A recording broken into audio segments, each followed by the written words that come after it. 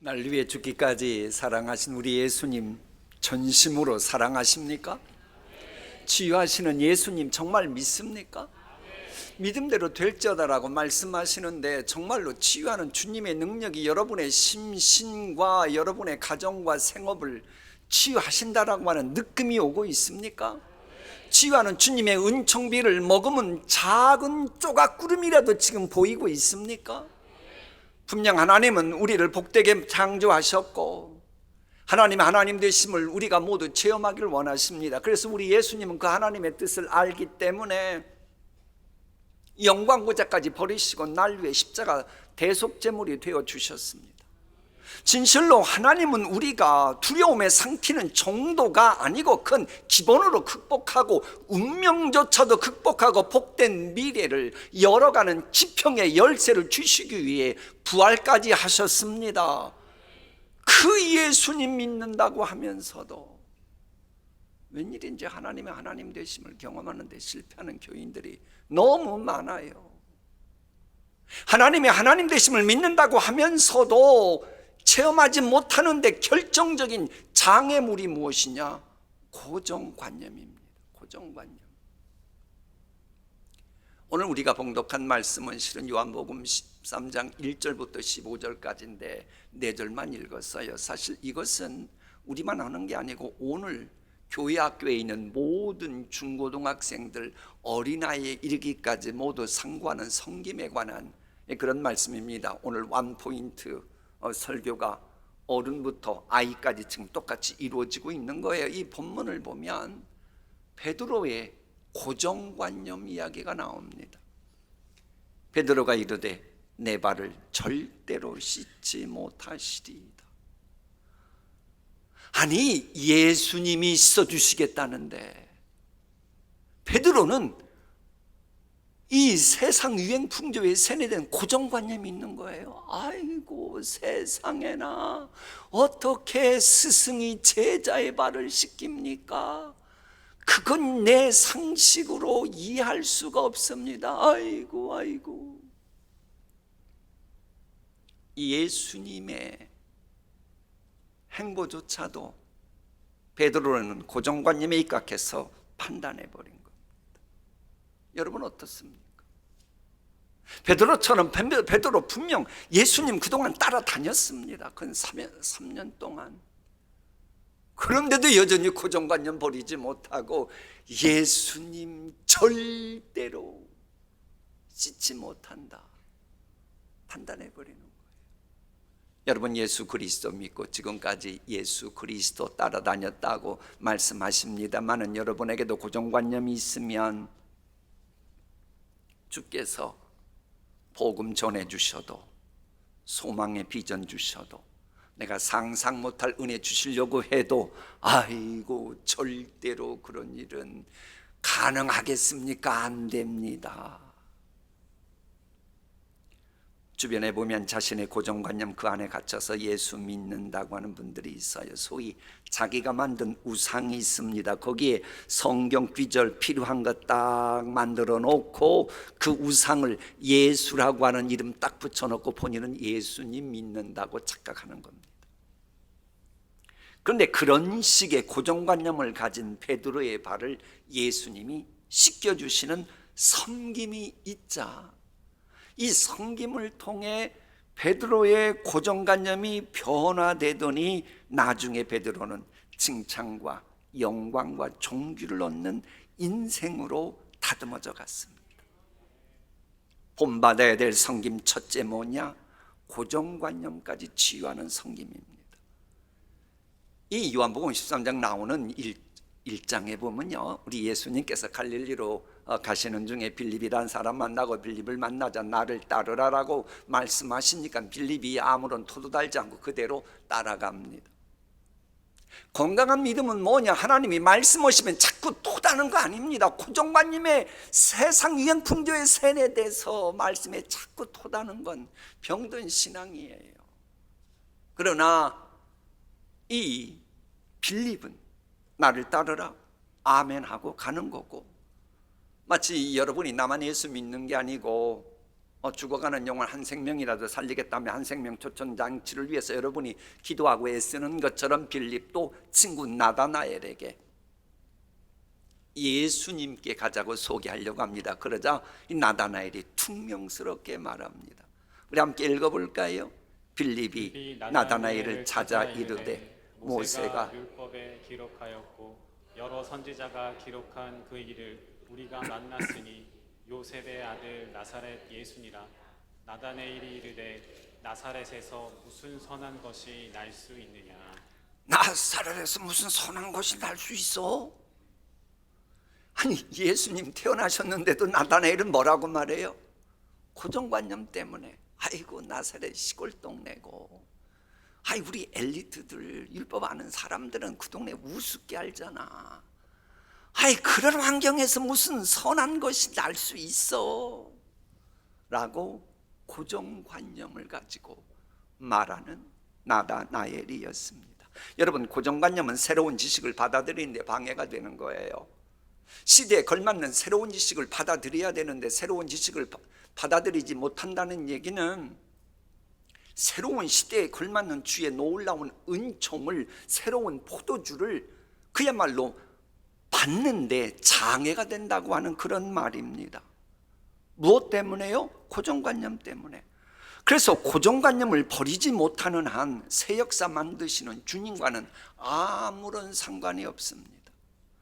베드로가 이르되 내 발을 절대로 실지 못하시리이다. 너 고정관념 있냐? 예수께서 대답하시되 그러면 내가 너를 씻어주지 않으면, 너 고정관념 고치지 않으면 너는 나와 아무 상관이 없느니라. 그래서 빌립도요, 나다나엘이 고정관념을 버리도록 예수님께 인도했던 겁니다. 너무나 친한 친구니까. 나다나엘이 이르되 나사렛에서 무슨 선한 것이 날 수 있느냐. 빌립이 이르되 Come and see, 와 보라, 와 보라. 여러분, 고정관념을 갖고 살아가는 사람들, 우리가 살다 보면 우리는 완전하지 못해요. 그래서 우리가 살다 보면 내 힘으로 안 되는 게 있습니다. 소위 인력으로 안 되는 게 있어요.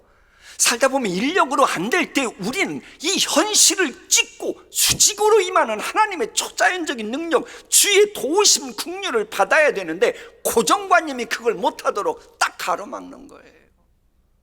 그래서 예수 그리스도 믿으면 사실 우리는 시마다 때마다 위로부터 나뉘는 주의 은혜가 항시 임할 수 있는데, 고정관념 그것 때문에 신앙생활에도 변화가 없는 거예요. 주의 놀라운 신묘막직한 은혜 체험하는데 실패하는 겁니다. 여러분, 고정관념은 우리를 과거에 머물게 하는 묵은 가죽부대입니다. 세상 상식에 세뇌된 고정관념은 주의 은혜 입는 것을 불가능하게 만들어요. 그래서 이 고정관념이 치유되어야 주의 은총을 입건 시마다 때마다 우리에게 필요한 선한 목자 되신 주님의 인도하심이 우리에게 먹히게 되는 겁니다. 근데 고정관념을 치유하는 섬김, 그것은 와보라, 예수님께 나아가자고 하는 섬김, 그거밖에는 없습니다. 근데 이 섬김에 씨앗을 뿌린 결과는 엄청납니다. 그래, 조금 전에 고정관념 가졌잖아요, 나다나엘이. 근데 예수님 만나도 이 문제가 벗겨지잖아요. 이렇게 성경은 말합니다. 나다나엘이 대답하되, 조금 전만 해도 나사렛 무슨 선한 거 나겠어 하던 사람이 고정관념이 바뀌니까 랍비여, 당신은 하나님의 아들이시오, 당신은 이스라엘의 임금이로소이다 라고 신앙 고백을 하여, 그자 예수님의 그 답답해 못에 대답하여 이르시되 이보다 뭐한 일을 보리라? 네가 고정관념으로 그동안 배웠던 거, 그것은 이해 못하는 더 큰 일을 보리라. 또 이르시되 진실로 진실로 두 번이나 나옵니다. 너에게 이르노니 무엇이 열리고 하늘이 열리고 하나님의 사자들이 인자 위에 오르락내리락 하는 것을 보리라. 나다나엘의 고정관념의 변화가 오니까 구원받고 하늘문이 열리면서 그를 향한 하나님의 놀라운 복이 임하고 신묘막측한 세계로 접어드는 그 길이 열리게 된 겁니다. 고정관념 고쳐야 돼요. 어떻게 가능했다고요? 고정관념을 치유하는 섬김이 있었기 때문입니다. 고정관념으로 인해 치유하시려는 주님의 마음을 답답하게 만드는 분들이 없잖아 있어요. 실은 하나님이 이것저것 다 예배에 오셨는데도 고정관념 때문에 치유의 은혜가 가정도 생업도 임하질 않아요.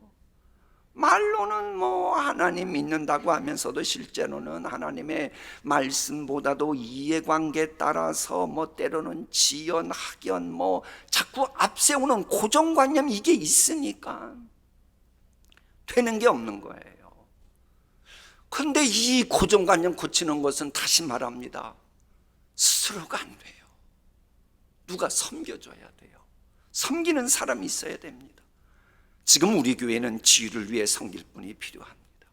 이 성경을 보면 지위를 위해 섬기는 사람은 항시 하나님이 귀하게 사용하십니다. 그래 창세기부터 요한계시록까지 하나님께서 귀하게 들어쓰시는 믿음의 영웅들이 있어요. 인물들이 나와요. 그분들에 대한 전후 문맥을 항시 보세요. 섬김이 있었습니다. 하나님은 섬기는 사람을 사용하십니다. 또 섬기는 사람이 또 귀하게 쓰임받아야 그게 상식적으로 맞는 이야기 아닐까요? 일본에 있는 대기업 가운데 하나가 까네보가 있습니다. 최고 경영자였던 미타니 야스토 씨는 산전수전 겪으면서 우뚝 선 유명 인사인데요. 자기 자신의 비즈니스의 궁극적인 목적은 세상의 소금과 빛이 되어 자신이 속한 공동체를 구체적으로 섬기는 것이다 라고 말하면서 본인은 대접을 받고자 하는 대로 대접했다고 하는 저런 예수님 말씀으로 순종하다 보니 하나님이 본인을 이렇게 높여주셨다 라고 말해요. 그러니까 주변 사람이 아니 빛과 소금이란 뭡니까? 그러니까 이렇게 설명합니다. 주변 사람들이 이 사람 없으면 안 돼. 그 사람이 있어서 잘 되어가고 있어. 이런 소리 듣는 그런 섬김이가 바로 빛과 소금이라는 거예요. 여러분 어떻습니까? 여러분 가정이나 교회에서 여러분이 속한 직장에서 이 사람 없으면 우리는 안 돼. 아유 그 사람 때문에 우리가 이렇게 하면서 나아가고 있어. 이런 소리 듣는 여러분 되시기를 축복합니다. 진실로 다른 형제자매의 존재 이유와 목적이 살아나도록 소금처럼 섬기는 사람이 있어야 가정도 교회도 직장도 건강해지는 겁니다. 그래서 사실 이것을 위해서 우리 교회 같은 경우는 주님이 유언처럼 말씀하신 이 제자 교육에 좀 동참을 해서 좀 어떻게든지 그가 주의 은혜를 입을 수 있도록 좀 섬기고 중보기도 해주고 그랬으면 좋겠어요. 물론 섬김은 특별한 사명자의 몫이 아닙니다. 오늘 본문 보세요. 예수님은 특별한 사명자가 아니고 예수 그리스도 믿는 사람이라면 누구나 다 섬겨야 되는, 이건 성경 상식이라고 하는 이야기입니다. 올 사순절부터 섬김의 의무 실천하시기를 권해드립니다. 그렇습니다. 본받아야 될 섬김은 둘째로 그래서 반드시 져야 할 자기 십자가입니다. 자 보세요. 저 섬김이 언제 이루어졌냐, 왜 자기 십자가라고 하는지를 저 단어가 함축시킵니다. 언제 예수님이 발을 씻기셨어요? 저녁 드시고 나서요? 저녁 드시기 전에요? 진지 드시는 중에 발 닦으신 겁니다. 그거 기억해야 됩니다. 잊지 마세요. 저녁 드시는 중에 예수는 저녁 잡수시던 자리에서 일어나 겉옷을 벗고 수건을 가져다가 허리에 두르시고 이에 대야에 물을 떠서 제자들의 발을 씻으시고 그 두르신 수건으로 닦기를 시작하여, 내가 정말로 예수님처럼 섬기는 제자의 도를 걷는다면 내가 지금 진지를 드시고 여러분이 진지를 드시고 있고 그래도 성령께서 감화감동시키시면 젓가락 숟가락 내려놓고 국물 드시다가도 내려놓고 섬겨야 되는 겁니다. 왜 아멘들 안 하셔요? 아니 예수님처럼 섬기려면 그래야 되는 겁니다. 우리가 158장 찬송한 대로 배고파도 죽더라도 져야 하는 게 십자가입니다. 그 이슬람교가 국교처럼, 그래서 이슬람교 아니면 그 사회생활하는데 지장이 많은 이집트에는 우리나라의 천주교 퍼센트 그보다도 더 많은 그 koptik교라고 하는 예수 믿는 분들이 계셔요. 그런데 말 그대로 그 나라는 이 예수 믿었다가는 불이익을 너무나 많이 당합니다. 이 사회생활 할 때도. 그럼 이분들은 어떻게 살아가느냐? koptik교인들이 사는 마을이 있는데 거기에는 온통 쓰레기 매립지 같은 곳입니다. 그럼 그분들이 어떻게 사냐? 쓰레기 가운데 일정 양을 각 가정이 가져갑니다. 그리고 쓰레기 중에 재활할 수 있는 것을 집에서 막 가려냅니다. 그거 팔아갖고 먹고 삽니다. 좀 안쓰러워하세요. 좀 하세요. 왜 그래요? 예수 믿는 믿음 포기할 수 없어서. 그러다 보니 거기 있는 선교사님 하는 이야기가 완전 그 koptik교인들 사는 동네 골목은요 썩은 물이 흐르고 악취가 난대요. 그런데 그와 비슷한 게 2000여 년 전 정복당했던 예루살렘 도시도 비슷했다는 겁니다. 자, 그러면 그런 골목 다니면서 지금 예수님이 전도하셨고 그 예수님을 제자들이 따라다녔어요. 그러면 제자들의 발에서 악취가 났을까요? 안 났을까요? 이게 평소 같으면 누군가가 발을 씻어줍니다. 그런데 성경을 보면 이때 당시 제자들은 자리 다툼하고 있었어요. 소위 파워게임에 혈안이 되어 있었습니다. 그래서 누군가의 발을 씻어주는 순간 자신은 낮은 존재임을 자인하는 모양새라서. 왜? 그때 당시는 이 발 씻어주는 것은 자기 나라 노예도 아니고 이방인 노예가 했던 일이거든요. 그래서 이 일을 아예 하려고 마음도 먹지 않았어요. 문제는 자신들의 이해관계 때문에 본인은 그렇더라고 해도 제자들은 그렇다고 해도 스승인 예수님의 발은 씻어줘야 되는 거 아닙니까? 지금 한국교회 어떻습니까? 자신이 낮아져 보일까 봐 대접만 받으려고 떵떵거리려고 합니다. 겸손하게 섬기면 본래 그런 존재인 양 매도당할까 봐 섬기질 않아요. 그러다 보니 정작 나의 영원한 주님이신 예수님이라고 막 높여드리고 찬양한다고 그러고 그분께 면류관 올려드린다고 찬양은 기막히게 하는데 그 예수님 섬기는 것조차 거부하는 사람들이 한국교회에 얼마나 많습니까? 여러분 어떻습니까? 여러분에게는 그런 마음 없습니까? 자, 한번 상식동원해 볼까요? 저녁 먹는 중에라고 돼 있어요. 그러면 저녁 먹을 때 유대인들은 의자에 앉아서 품위 있게 드셨을까? 아니면 비스듬히 누워서 식사했을까요? 저렇게 식사하셨어요. 그럼 자, 다시 한번 조금 전 이야기.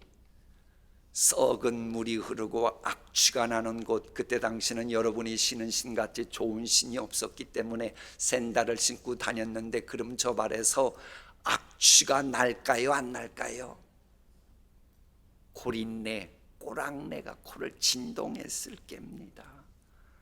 게다가 지금 예수님 얼굴 바라보고 있으니 저 그림은 저렇게 돼 있지만 밥 먹을 하다 보면 옆에 있는 사람 발에서 냄새가 나고 그러잖아요. 그러면 씻어줘야 되잖아요. 그런데 제자들이 안 오니까 예수님이 그 발 씻는 사소한 문제까지 해결하시는 차원에서 발을 씻겨 주신 겁니다. 호병제 멘토링이 바로 그거잖아요. 사소해 보이는 것도. 신앙과 관련된 것은 여러분이 가르치고 함께 기도하는 거 아닙니까? 여러분 교회 와서 혹시 문제가 보이면 아유 저런 악취나는니까 아유 저런 썩을 놈 같으니라고 이런 사람이 있어요 없어요? 그러면 우리 교회는 없으니까 대답하면 안 돼요. 그래도 보이면 매도하지 마세요. 교회는 선악과 따먹는 것 아니라니까요. 악취가 나는 인간이라고 해도 일단 주님 앞에 나온 이상 예수님의 십자가 보혈은 종 입을 수 있도록 발을 씻어주는 겸손히 여러분에게 섬김이 있어야 하는 겁니다. 소위 교회의 화평을 위해서 그때그때마다 잉여적 섬김이라고 할 수 있는데 발 씻겨주는 섬김, 그 실천하는 게 성경적이에요.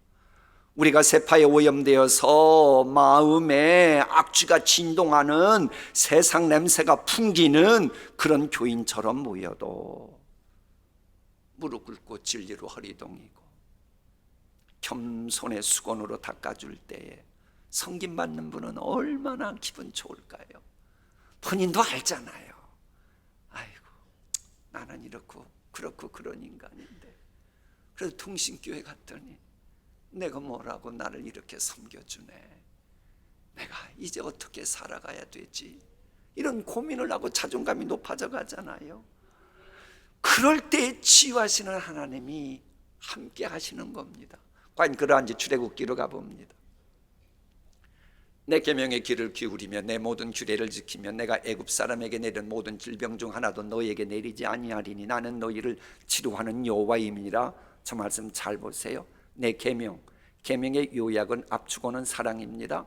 모든 규례의 앞축어도 사랑입니다. 그 사랑이 있을 때에 치유하는 여호와가 함께 하신다 그랬는데, 요한복음 13장 내용은 뭐예요? 예수께서 세상에 있는 자기 사람들을 사랑하시되 끝까지 사랑하셨다라고 말하고 있고, 그게 바로 5절로 가니 섬김으로 이어진 겁니다. 사랑에 근거한 섬김. 그러니 하나님께서 은총 베풀어 주시는 겁니다. 잊지 마세요, 여러분들. 회복의 은총은 뭐 이상하게 해서 임하는 게 아닙니다. 섬김이 있을 때에 하나님의 지혜 은총이 생각지도 않은 방법을 통해서 임하는 거예요. 그 이 말씀에서 밑줄 친, 조금 전에 밑줄 친 게 뭐예요? 본받아야 될 섬김은 셋째로 사랑의 근간 섬김이라는 겁니다. 자, 이 말씀을 보면 섬김의 대상이 누구냐? 자기 사람들을 사랑하셨다 그랬어요. 제자들을 사랑하셨다는 겁니다. 그럼 섬김받는 제자들이 누구였습니까? 자기 스승인 예수님은 십자가에 달려 돌아가실 것 뻔히 지금 수없이 들어봤어요. 그런데도 본인 이해관계 걸리니까는 자리다툼하고 분노하고 있었다고 성경은 마태복음 20장은 말하고 있어요. 아주 한심한 녀석들이에요. 그런데 그 제자 중에는 예수님 팔려고 하는 가룟 유다가 포함됐어요, 안 됐어요? 여러분 댁에서 한번 읽어보십시오. 오늘 본문 요한복음 13장 1절부터 15절 보면 거기에 가룟 유다가 예수 팔려고 했다는 거 명시되어 있습니다. 그럼 그거 다 하신 거예요. 막 자리다툼이 나오고 파워게임에 혈안이 되어 있고, 그 예수님 팔려고 하는 거 뻔히 아시면서도 우리 예수님은 팔을 씻겨주신 거예요. 그러니 우리 예수님은 얼마나 많은 아픔, 이 고통, 번뇌가 있었겠습니까? 여러분, 간혹 몇 번 섬겨놓고는 아이, 저런 인간은 섬길 필요가 없어, 내가 다시는 섬기나 마라, 아이, 저런 인간은 어떻게 섬기냐고. 그런 사람이 있어요, 없어요? 동감하면 좋아요, 구독하세요를 아멘으로 클릭해 주세요. 그럼 내가 설교 다음에 준비할 때 도움이 되니까.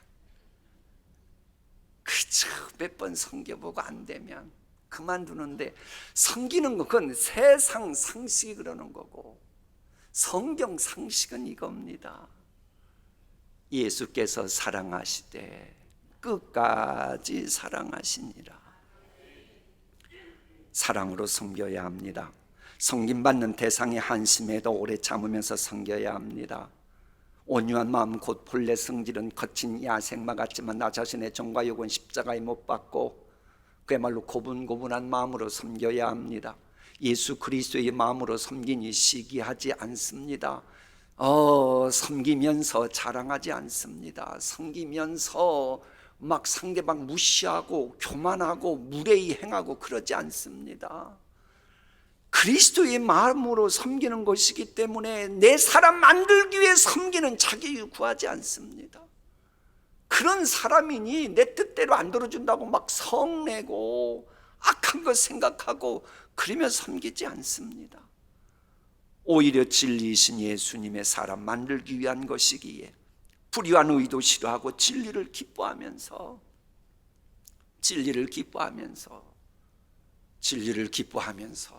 자막이 나와야 되는데, 진리를 기뻐하면서 진리와 함께 기뻐하고 모든 것 참고 모든 것 믿고 모든 것 바라고 모든 것 견디다 보니 수건 준비하고 대야 준비하고 악취내도 닦을 각오하고 번거로운 거 감수하고 그러며 섬기는 거예요. 예수님의 이런 섬김의 사랑을 압축시킨 게 바로 탕자의 비유에 잘 나왔습니다. 이제 지금 우리 교회 각 교구는 경건서적을 통해 탕부라고 하는 책을 이렇게 탕부 하나님 저걸 가지고 지금 우리가 이 경건서적 하고 있는데, 저기서 밑줄 친 프라디걸이라고 하는 저 단어가 무슨 뜻이라 그랬죠? 대답 못 하시는 분들은 참석 안 한 분들이에요. 저 단어는 뭐냐? 하나님은 무모할 정도로 헤프게 베푸시는 사랑의 하나님이시고 영원한 독생자 예수 그리스도 죽게 하시면서까지 대속제물로 다 내어버리실 정도로 남김없이 다 써버리시는 사랑의 하나님, 그 아버지 하나님의 마음을 가지고 우리 예수님이 섬기신 겁니다. 그래 여러분, 이왕 섬길 거 본받을 만한 섬김을 우리가 따라가야지. 그저 본받았다가는 큰일 날 그런 섬김은 모양이라도 버려야 돼요. 첫째, 섬길 때 가정 식구들 섬겨주시고, 교회에 오면 우리 교회의 미래라고 하는 우리 아이들을 위해서 좀 섬기셨으면 좋겠어요. 어제 토요일입니다. 토요일에 그 제1교육관 4층에 500년 성품학교가 있었어요. 저거 제가 찍은 겁니다. 잘 찍었나요? 거기 보면 뭐 신기한 과학 실험도 있었고요. 저거 보고 났더니 저걸 내가 봤더니요, 뭘 가르치나 봤더니 컵을 우리 아이들의 마음인 겁니다. 성품 교육이다 보니까 마음에 죄악으로 더럽혀진 것이 있는 거예요. 그걸 딱 상황 설정해 놓고, 그런데 나무 있죠, 나무.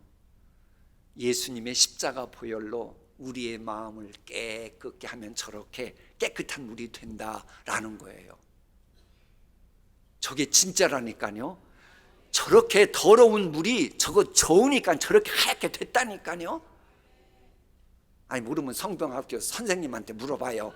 애들은 지금 다 압니다. 과학적으로 어떻게 되는지. 이렇게 교회에서 어떻게든지 진리를 가르치고 성품도 가르치고 과학 지식도 가르치고 그래서 섬기는 거 귀하지 않습니까? 그리고 여러분, 이왕 같은 교회 다니니까 구역관들도 좀 섬기시고, 선교회 자치단체 그분들도 좀 섬기시고, 교회 형제자매들 섬기시고, 그래야 합니다. 그런 섬김을 본받으라고 우리 예수님은 본을 보였노라. 자, 마무리하겠습니다. 우리가 본받아야 될 섬김은 첫째, 고정관념조차 치유하는 능력이 있습니다. 고정관념이 치유되면 새로운 포도주 같은 은혜가 콸콸 흐르는 복된 미래의 지평이 열리기 시작합니다. 둘째, 반드시 져야 될 자기 십자가입니다. 섬김이라는 자기 십자가 가지고 예수님을 따를 때 치유하시는 주님은 부활의 은총 같은 귀한 능력을 입게 하면서 주변 사람들이 새로운 피조물 된 그를 보고 너도 나도 저 사람이 있으니까 뭔가 되네, 저 사람 꼭 있어야 돼, 이런 칭송 듣는 인생이 되는 거예요. 그런 인생 되기 위해서 섬김이 필수입니다. 셋째, 사랑에 근거한 섬김이어야 본받아야 될 섬김입니다. 여러분, 사랑에 근거한 섬김의 자리에 치료하시는 여호와께서 함께 하시니, 치료하시는 여호와께서 함께 하시니 당연히 치유의 역사가 내 심령도 내 인생도 내 가정도 교회도 당연히 임하는 거 아니겠습니까? 여러분, 이 섬김의 능력은 얼마나 상상 밖으로 엄청납니다. 그래서요, 빈소리를 전혀 안 하시는 우리 예수님이 7절에 뭐라고 말씀하셔요? 지금은 알지 못하나 이후에는 알리라. 성김이 그렇습니다. 섬겨보세요. 신구약 성경에 나타난 여러분이 부러워하는 모든 분들이 바로 섬기고 나서 나중에 알게 된 거예요.